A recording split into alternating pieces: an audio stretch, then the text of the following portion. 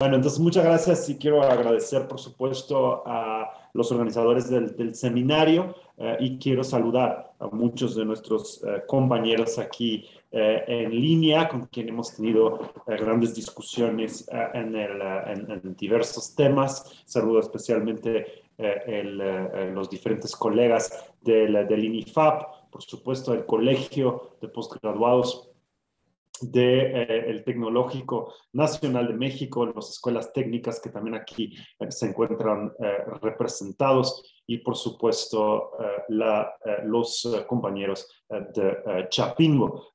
No podríamos hacer el esfuerzo si no es por la fuerza de la colaboración en conjunto, como ustedes pudieron escuchar también en la semblanza del doctor Castro. Es importante que me solicitaron dar aquí la presentación de la importancia del maíz en la seguridad alimentaria. Vamos a dar inicio a la presentación. No, es que tengo aquí un tema. Ya, listo. Creo que en este momento todos estamos apreciando una crisis mundial de seguridad alimentaria que está ocurriendo en este momento. Esta crisis está provocado en este instante por la guerra en Ucrania y Rusia. ¿Y por qué está provocado por este acontecimiento? Porque tenemos si vemos a nivel global, la exportación mundial, o 25% del trigo comercializado a nivel global, previene de estos dos países. Los importantes importadores del trigo de Ucrania y Rusia, podemos ver aquí en estas dos gráficas, la de izquierda es Ucrania, la de derecha es Rusia, y podemos ver que son países ya con cierta vulnerabilidad en su seguridad alimentaria.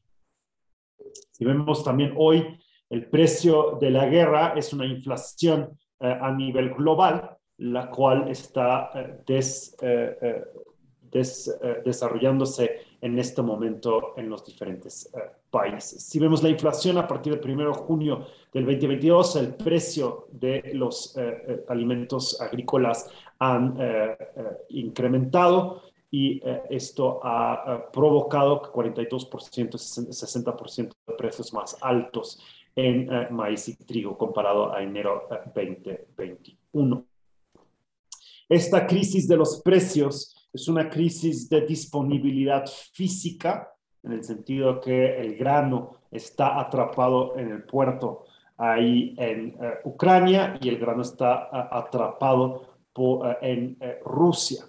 Por otro lado, también es una crisis de percepción de que los precios responden a una escasez percibida, y por otro lado responde a una segunda ola de potencial impacto de disponibilidad de grano, lo cual será el resultado del hecho que fertilizante también es uno de los productos que está previsto o está comercializado a partir de Ucrania y Rusia, y si este fertilizante no está disponible, puede tener impactos hacia la productividad en el siguiente ciclo. Lo que muchos no han tomado tampoco en cuenta es que muchas de las semillas de trigo también provienen de Ucrania o son multiplicados en Ucrania para países como lo son Tayikistán o países como lo están Georgia, utilizan semillas también de Ucrania que no estarán tampoco disponibles en los ciclos agrícolas que vienen adelante. En este sentido, el número de personas en situación de inseguridad alimentaria aguda en países críticos va aumentando de forma rápida, y esto, por supuesto, después del COVID y, por supuesto, también después por este acontecimiento que estamos viviendo. No obstante, también hay noticias buenas, en el sentido que durante el COVID vimos la capacidad del campo mexicano, pero también a nivel global, de su agilidad de reponerse, de su agilidad de responder.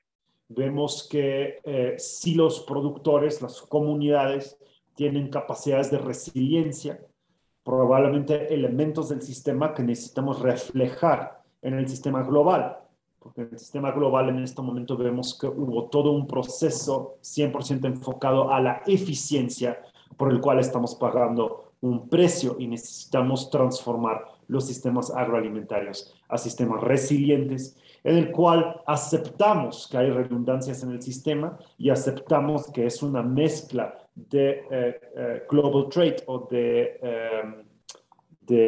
poder de poder hacer comercialización al mismo tiempo que, por supuesto, fortalecemos la producción local y regional de los alimentos.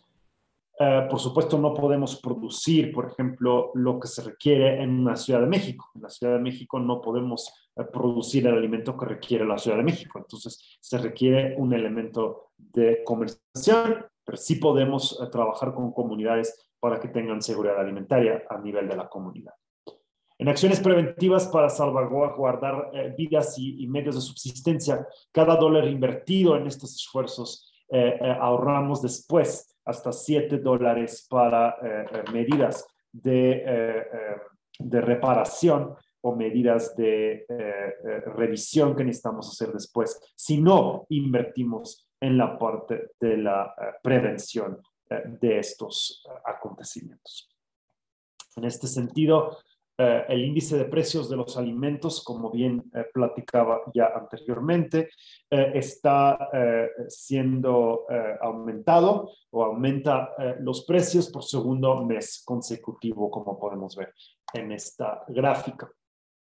También el cambio climático no es un tema que va a desaparecer. Lo que quiero resaltar es que hicimos nosotros una serie de escenarios en las cuales revisamos la vulnerabilidad del sistema alimentario debido al cambio climático, la cual eran escenarios muy similares a lo que estamos viviendo hoy. Con estos escenarios íbamos nosotros a ir a platicar en diferentes países, en Estados Unidos, en México, de la vulnerabilidad del sistema agroalimentario.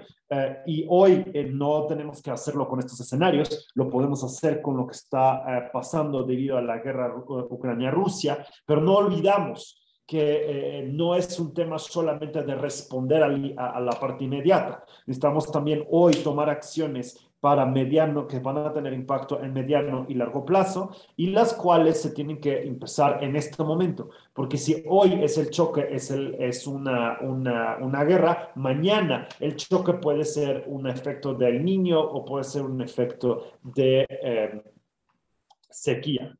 La proyección del impacto del cambio climático de la producción en maíz en el 2050, podemos ver aquí estos impactos en cambio en rendimiento en riego y podemos ver el cambio en rendimiento en temporal. No todos son noticias malas, también, por ejemplo, podemos ver que en Tlaxcala se prevé un aumento en el rendimiento, también en el Distrito Federal, también en el Estado de México, entonces es una mezcla, pero en general vemos que los acontecimientos bruscos van en este sentido generar impactos sobre la disponibilidad de alimentos. También para responder a esta crisis, una respuesta debe ser en algunas zonas de producir menos maíz y menos trigo y que probablemente tengamos que ir a una producción mucho más diversificado con cultivos menores o cultivos locales, en lugar de promover el monocultivo de solamente los granos. Todo esto se tiene que hacer a partir de dietas sanas. No, ahora, no seamos equivocados, las dietas sanas requieren aún mucha participación de los cereales, pero también de vegetales, de nueces, etcétera, etcétera. En este sentido, es importante que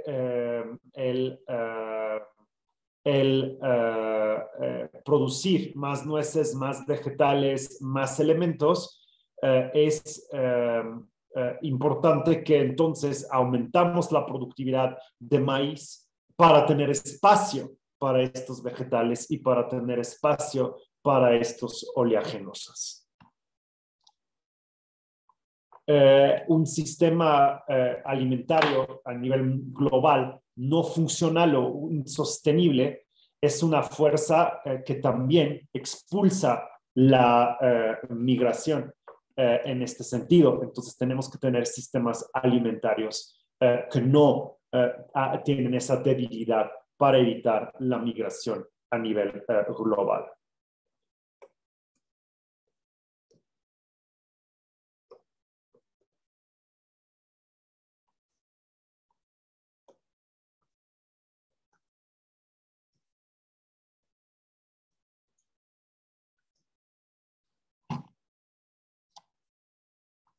Hemos sonado la alarma llamando la atención de esta potencial crisis que viene en el horizonte y en este sentido es importante un llamado a la comunidad científica que necesitamos comunicar más en los medios también masivos de comunicación que están disponibles. Y especialmente enfocándonos a las proyecciones de cambio climático en el istmo, podemos ver que ahí sí tenemos un impacto tanto en riego como en temporal de pérdida de rendimientos. El CIMMYT en este sentido ha propuesto una agenda de resolución hacia la crisis, la cual tiene elementos de corto, mediano y largo plazo y indica que tenemos que mitigar la crisis actual, revisando producciones locales y regionales, tal como mantener el flujo de comercialización activo. Ese flujo de comercialización activa es importante que lo visualizamos como el impacto de un estadio. Si estamos todos viendo un campo de fútbol o un partido de fútbol o un concierto o cualquier cosa que nos interesa ver en un estadio grande, podríamos tener en algún momento el impulso de decir que estoy aquí sentado y el señor enfrente no me deja ver bien. Déjame pararme o déjame ponerme de pie. Es correcto, si yo me pongo de pie, momentáneamente o en ese momento yo voy a ver mejor, pero les puedo garantizar que también la gente atrás va a decir, pues entonces yo también me voy a poner de pie. Entonces en menos de 15 minutos todo el estadio va a estar de pie. Y eso provoca entonces que todos estamos parados y que entonces vemos igual, porque como cuando estábamos sentados, pero mucho más incómodo. Es el estando parados, porque ya no te puedes sentar, porque entonces ya no ves nada. Entonces es muy similar el efecto cuando empezamos a cerrar fronteras en el tema de trigo, maíz y otros cultivos. Si cerramos y decimos voy a cerrar porque quiero el grano para mi país, va a provocar que otros también van a cerrar y al final vamos a estar en la misma situación, pero mucho más incómodo y mucho más complicado. El cambio a largo plazo requiere también una visión en la cual necesitamos incorporar todo el sistema agroalimentario, desde las dietas saludables y suficientes y equilibrados hasta el consumidor y todos los pasos en medio. Y a veces el consumidor es el mismo productor o la familia en su comunidad. A veces este consumidor también es alguien que vive en la ciudad y entonces, por lo tanto, es una cadena de valor que pasa por la comercialización y la transformación de estos alimentos. El impacto global del CIMMYT ha sido posible gracias a los trabajos con los actores locales y hemos trabajado en este sentido en acciones en América Latina. Hemos especialmente trabajado con muchos de ustedes aquí presentes en trabajar con productores, hoy más de 300,000 productores en 1.3 millones de hectáreas, de los cuales el 80% está en el centro, sur y sureste, y esto en más de 42,000 sitios con productores. Con estos productores se trabajan innovaciones y soluciones tecnológicas, culturales y de innovación los cuales parten desde conocimiento científico, sí, pero de hecho la mayoría parte desde conocimiento tradicional incorporado, co-construido junto con los productores en sus parcelas. Ese es el principio de la innovación, que parte a partir de un aprendizaje interactivo entre actores, en el cual hay espacio para productores que producen criollos, que resguardan, perdóname, que producen nativos, que resguardan estas semillas, trabajan y organizan ferias e intercambios entre ellos, tal como hay espacio para productores que utilizan semillas mejorados de la forma tradicional. De ninguna manera trabajamos en México con semillas genéticamente modificados. Hay muchos mitos alrededor de ellos y los hechos son que CIMMYT no trabaja con material genéticamente modificado, pero sí trabaja con híbridos, con variedades y con semillas nativos de los productores. Obviamente hay aprendizajes aquí incorporados, los cuales requerían un cambio de paradigma con base en la sustentabilidad, con base en el pensamiento sistémico y con base en el trabajo a nivel de las comunidades. Son innovaciones en tema de innovaciones muy sencillas, efectos directos en el manejo agronómico y soluciones durante el ciclo de producción. De la misma manera tenemos mecanización, semillas mejoradas, fertilización más fraccionado, muy importante en la crisis actual es la fertilización integral, que ocupa también material localmente disponible, como son estiércoles, como son compostas, pero no todos, si hacemos un balance, necesitamos integrar de la manera correcta y sin paradigmas. En el sentido, por ejemplo, si vamos a un área donde hay mucho ganado disponible, obviamente vamos a utilizar el estiércol del mismo. También hay zonas donde la biomasa, la producción de biomasa está muy baja en este momento, la cual va a requerir inicialmente el uso de fertilizantes de manera adecuada y bien implementado.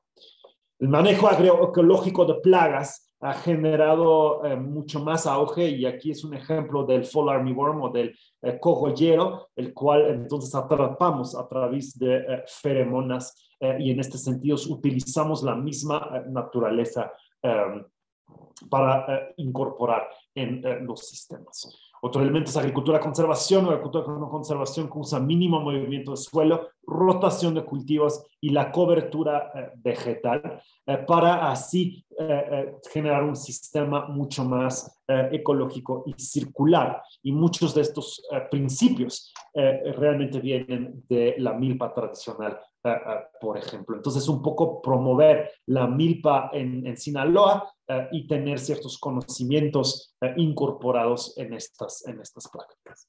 El efecto de la investigación vinculado con los sistemas agroalimentarios, vemos una mayor conservación de la humedad en la agricultura conservación, donde hacemos rotación, diversificación de cultivos y retención de rastrojos. Tenemos mayor rendimientos en clima seco y tenemos una reducción del 20% en el uso de agua para riego. La parte de intensificar sustentable es la parte de generar más, a lo mejor un espacio más chico, como puedes ver en esta fotografía, para abrir espacio para cultivos con menor rendimiento o cultivos que queremos como vegetales, como nueces, etcétera, que necesitan más espacio. Si no, tendríamos que tallar los bosques, dado la población que en este momento tenemos que alimentar. La infraestructura en el territorio del corredor interoceánico del Istmo, nosotros prevemos que esto pueda alimentar dos procesos. Un proceso tanto de mayor intercambio e interacción de conocimiento, tal como un proceso de apertura hacia la producción de alimentos que pueden ser comercializados o transportados a otras áreas del país o incluso del mundo. Pero muy importante es que no hagamos un desarrollo descabellado a partir de esta oportunidad, que sea un desarrollo local sustentable a partir de las comunidades, que esto no disrumpe el tejido social, como lo hemos visto que puede pasar si grandes trabajos de infraestructura no están bien acompañados con un desarrollo territorial o con un desarrollo sustentable. Por lo tanto, quiero demostrar el portfolio de proyectos que tenemos a nivel comunidad. Cada punto azul en esta gráfica es un área con la cual trabajamos con productores. Cada triángulo rojo, naranja, es un área donde los productores aplican nuevas innovaciones. Cada rombo azul son parcelas con productores como parcelas escuela, donde lado a lado comparamos las prácticas, y cada plataforma, varios de ellos con el INIFAP, es donde en circunstancias controlados generamos la integración de nuevo conocimiento junto con el científico. Y se obtienen los datos a partir de cosecha de datos, digamos, con productores, y se regresa también conocimiento hacia el mismo productor. Pueden ver cómo ha evolucionado este proceso en este estado. Por ejemplo, podemos ver que se ha estado escalando. En 2013, cada municipio azul es un municipio donde se estaban activos los intercambios de conocimiento, las prácticas en Oaxaca, las prácticas de agricultura sostenible, las prácticas de intercambio de conocimiento, y puedes ver cómo va aumentando hacia el 2019. En ese sentido, un llamado para toda la zona interoceánica de hacer un proceso, y que Secanalía ha estado empujando ese proceso de crisis o necesidad en la región, necesidad en el sistema agroalimentario seleccionado. Tenemos que ver cuál es la visión que tenemos para el sector agrícola en la zona del Istmo, cómo lo queremos manejar para generar la propuesta de valor y poder hacer una planeación estratégica, una planeación táctica, en la cual cada uno de nosotros tenemos tareas para que también responda a los objetivos de desarrollo sostenible. Hemos hecho estos esfuerzos como Maíz para México, Maíz para Colombia, Frijol para México, pero creo que aquí y con la FAO lo hemos generado en otros países, este mismo proceso de planeación estratégico, implementación táctico y luego la operación. Creo que en esta zona podríamos hablar de agricultura para el Istmo o desarrollo para el Istmo. ¿Cuál es ese plan a partir de plan estratégico, plan táctico y plan de operación? La gran pregunta para ustedes es de qué otra manera puede CIMIC trabajar mejor y cómo podemos colaborar en conjunto para dar lo mejor de nosotros mismos en este gran esfuerzo que es el proyecto del interoceánico. Muchas gracias por su atención, y regreso las palabras así al organizador de esta conferencia, y estoy por supuesto a la orden para preguntas y respuestas. Ok. No, deme un audio. Ok.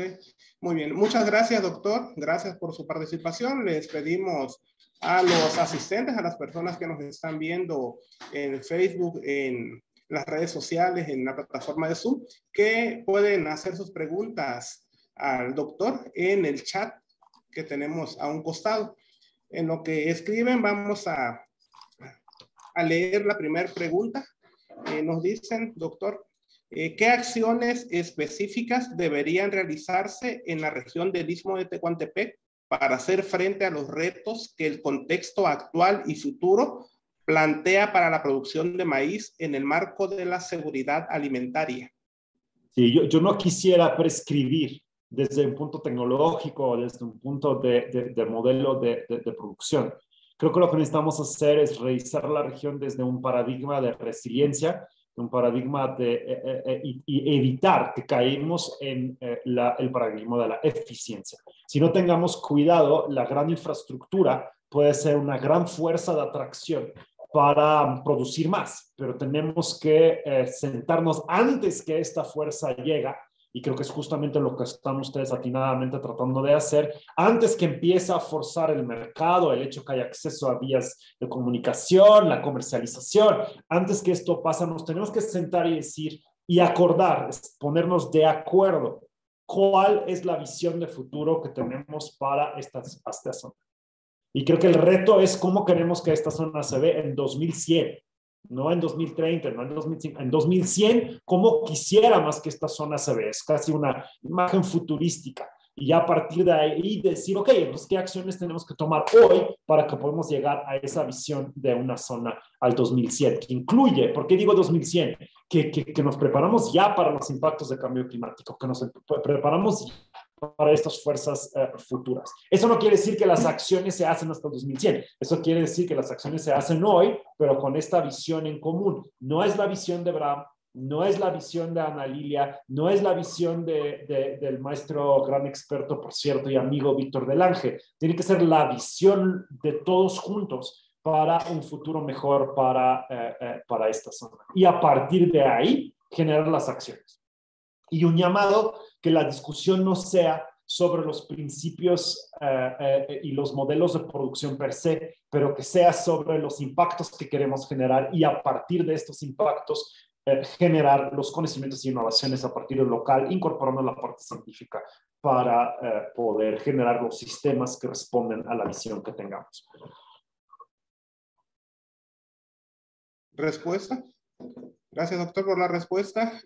Nos preguntan, desde su vasta experiencia, ¿cuáles serían las 3 principales acciones a tomar para lograr la soberanía agroalimentaria en la región de Latinoamérica, considerando que en el nuevo orden mundial no se puede sobrevivir sin estrategias de alianzas y unificación?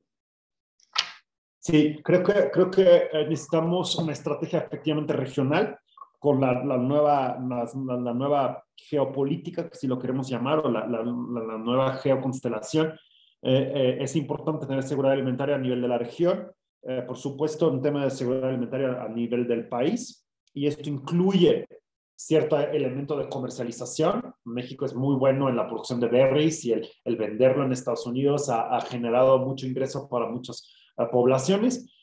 Aguacate, etcétera, pero hay que hacerlo obviamente también tomando en cuenta la importancia de las comunidades, la importancia de que estos no desata, y es lo mismo, que estas fuerzas no desatan disrupciones a nivel de las comunidades y de la producción sostenible. 3 acciones. Creo que son las acciones de fomentar la innovación y redes de innovación de conexión, que conectan con experimentación local, que conecta e intercambia conocimiento tradicional. Segunda acción, capacitación. A partir de la red de innovación que podemos implementar encajado en las comunidades, muchos temas de capacitación en este sentido. Y tercer elemento o acción, y debería ser el primero que hacemos, es un proceso de planeación estratégico y planeación táctica que es multisectorial y que es multiactor. Y ahí quiero felicitar a los organizadores porque sé que esta acción ya lo están emprendiendo. Bien, y por último preguntamos, ¿cómo se podría armonizar la demanda por el uso de suelo entre la agricultura, la industria y la generación de energía? Sí, esa es una excelente pregunta. Creo que nos regresa la misma respuesta y sé que no estoy dando muchas respuestas, pero tenemos 3 elementos que van a competir, ¿no? Es el espacio físico para ciertos elementos de la industria, como bien lo dice la pregunta, es el espacio para el tema de agricultura y es el espacio para la generación de energías. Yo creo que tenemos que, en el mundo en ese tipo de elementos hay 2 paradigmas muchas veces, donde por un lado está el paradigma de decir necesitamos delinear los espacios de cada actividad y asignarle espacio a cada actividad. Esa es una visión. La otra visión es, tenemos que mezclar todo por completo y que todas las funciones se generan en el mismo espacio. Creo que tenemos que generar una visión en medio de estos 2, porque separar actividades y decir aquí hay bosque y acá hay agricultura es una visión un poco limitada de la interconectividad de los sistemas, ¿no? Porque si yo aplico fertilizante además en mi parcela de agricultura va a contaminar también el bosque y va a tener un efecto en la salva al lado.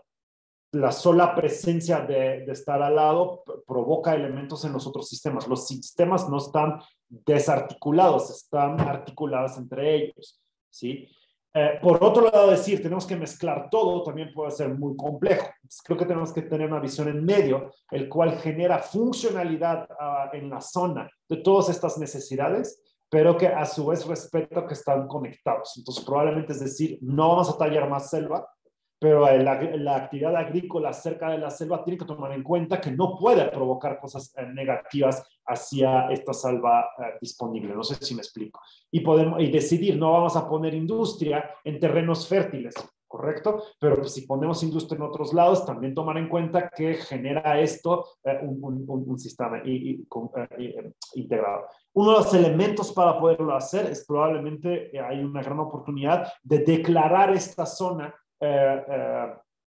digamos, carbono neutral, ¿no? Si nosotros podríamos decir el desarrollo del istmo lo vamos a hacer de tal forma que sea neutral en carbono, nos da un objetivo para realmente analizar los diferentes sistemas y asegurar que la actividad humana no sobrepasa lo que es la capacidad de absorción local de los bosques, etcétera, etcétera. Es una sugerencia, pero creo que tenemos que podría ser una forma de ver la integralidad y de discutir los diferentes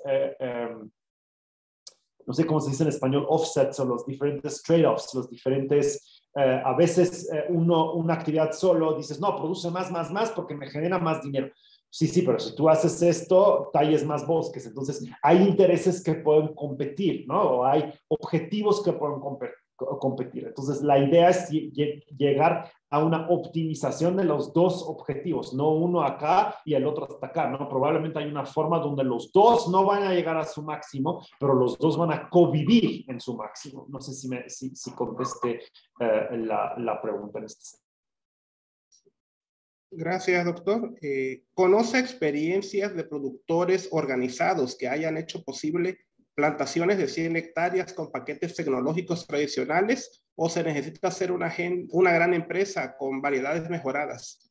No, conocemos ejemplos de productores organizados que representan más que 100 hectáreas de prácticas tradicionales o prácticas que no utilizan semillas mejoradas o que no utilizan híbridos y que han generado un nicho de valor agregado a lo mejor a la comunidad, pero incluso valor agregado en la parte de mercados e integración local, ¿no? Hay un ejemplo muy bonito localmente aquí en Texcoco, donde la integralidad de una serie de restaurantes en conjunto con la actividad turística, en conjunto con la producción local de alimentos y especialmente la incorporación de jóvenes, ha generado un ecosistema en este sentido.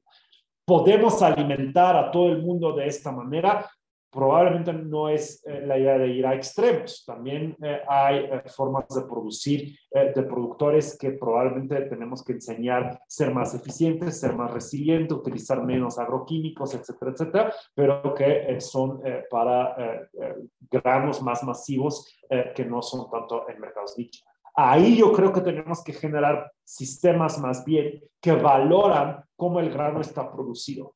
Hoy en día, un grano producido con mucha contaminación, con mucho efecto, con gases con efecto invernadero, vale lo mismo o recibe el que lo hace el mismo precio que un productor que cuide el suelo, que cuide el medio ambiente, que cuide. Entonces, creo que ahí se tiene que dar cierto valor o diferenciación. Puede ser a través de créditos de carbono o puede ser a través del reconocimiento de un grano bien producido, tiene un precio adicional que un grano no bien producido. ¿Cómo puede participar una comunidad o escuela en las acciones del CIMIT? Y en este momento tenemos actividades localmente y en Oaxaca están un poco reducidos por temas presupuestarios, pero seguimos activos en la zona de Oaxaca. Entonces, conectar o con la SADER local, si tienen ustedes contactos, o con el gobierno del estado localmente, o con su presidente municipal, quien nos puede, por supuesto, contactar al CIMIT y tenemos una oficina en Oaxaca y con mucho gusto intercambiamos. O si conocen al INIFAP local, también el INIFAP sabe perfectamente cómo encontrarnos y a lo mejor podemos dar una respuesta en conjunto, o sé que hay un sitio local también de el Colpos ahí en Oaxaca, entonces si no estoy equivocado. Entonces las escuelas técnicas todos nos saben encontrar, preguntan, y también en la presentación venían mis datos de contacto, los puedo volver a proyectar y con muchísimo gusto respondemos a los diferentes solicitudes. Gracias, doctor. Por último, ¿qué prácticas agrícolas deben promoverse entre los agricultores para disminuir el cambio climático? Son prácticas que generan menos efectos de gases con efecto invernadero para mitigar el producir más cambio climático, y son prácticas que se adaptan mejor al cambio climático. Creo que en este sentido, tenemos una buena oportunidad de generar prácticas que tanto son buenas para la sociedad como buenas para generar la resiliencia de la parcela per se para el productor. Aumentar la fertilidad del suelo, aumentar el carbono en el suelo, aumentar la materia orgánica, diversificar los cultivos para que seamos más flexibles, digamos, en los choques que nos provocan, generar prácticas de menos laboreo, dejar la quema si no tenemos la posibilidad de realmente rotar como eran los sistemas tradicionales, donde dejábamos la selva recuperarse y entonces era un sistema bastante funcional, pero teníamos más espacio para hacerlo. Hoy que no tenemos estos espacios, más bien no quemar, pero asegurar que incorporamos los rastrojos, que diversificamos los cultivos. Hay elementos de fertilización integral, elementos de control de plaga de forma integral. Todas estas prácticas ayudan a generar un sistema mucho más resiliente. Y es también entonces aceptar que ciertos años no vamos a tener el máximo rendimiento. No todo es máximo rendimiento. A lo mejor tenemos que generar rendimientos estables en el tiempo más importante, en lugar de repente ganar mucho y de repente estar en un hoyo de la cual no es fácil salir. Entonces creo que genera un cambio en paradigma. En este sentido, el mismo CIMMYT no es el mismo, el de hace 50 años, que enfocaba mucho en la parte agronómica y fertilizantes, en la parte de semillas. Hoy necesitamos hacer las cosas a partir de prácticas y conocimientos de sistema y de intervenciones sistémicos, y 50% de nuestras actividades hoy son actividades sistémicos, no solamente la intervención de semillas. Obviamente semillas, estoy seguro que el ingeniero Castro, que creo que después va a platicar, son una parte importante. Y son una parte de siempre donde hemos generado nuevas semillas. Como generamos, siempre digo a los productores, es como tener un hombre muy guapo, una mujer, por supuesto, súper inteligente, y que tengamos hijos guapos e inteligentes. El tema es, ¿qué es guapo, qué es inteligente? Pues depende de las circunstancias, depende de muchas cosas. No es lo mismo para uno que para otro, o para una que para otra. Entonces, en este sentido, es lo mismo con las semillas. ¿Gusta hacer algún comentario de cierre?